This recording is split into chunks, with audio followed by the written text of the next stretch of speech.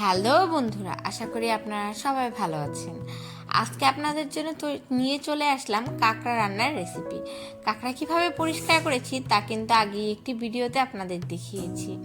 কাঁকড়া একদম neat and ক্লিনভাবে পরিষ্কার করার পরেও কিন্তু আমি আবার কাঁকড়াটাকে গরম পানি দিয়ে ধুয়ে নিলাম।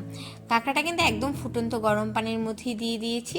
এবার একটি জালির মাধ্যমে গরম পানি থেকে পানিটা ঝরিয়ে কাঁকড়াগুলো আমি এক এক করে তুলে নিচ্ছি। সবগুলো কাঁকড়া খুব আস্তে আস্তে করে তুলে নিচ্ছি, যাতে কাঁকড়া মাংসগুলো খুলে না যায়।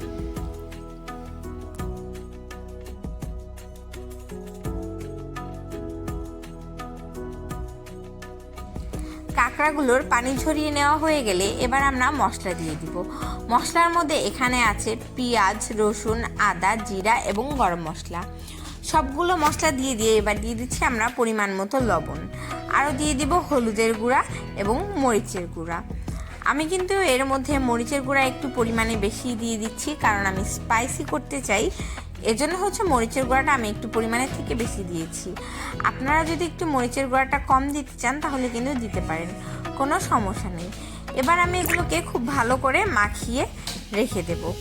এগুলোকে আমি মাখিয়ে নিচ্ছি, মাখিয়ে রেখে দিচ্ছি আমি প্রায় আধা ঘন্টা 1 ঘন্টার জন্য। আধা ঘন্টা 1 ঘন্টা আমি এটাকে মাখিয়ে রেখে দিয়ে এরপরে কিন্তু আমি এগুলোকে ভাজতে চলে যাব।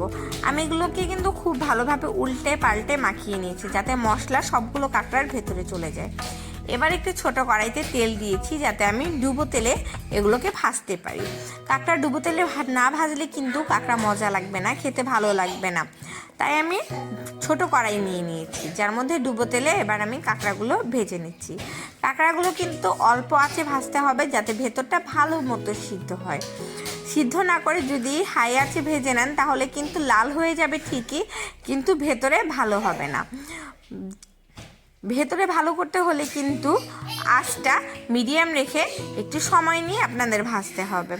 তো দেখুন, আমি কিন্তু অনেক সময় নিয়ে ভেজে নিয়েছি। এবার কিন্তু কাঁকড়াগুলো একদম লালচে হয়ে গেছে। এ পর্যায়ে আমি তেল ঝরিয়ে আবার কিন্তু এটাকে উঠিয়ে নিচ্ছি।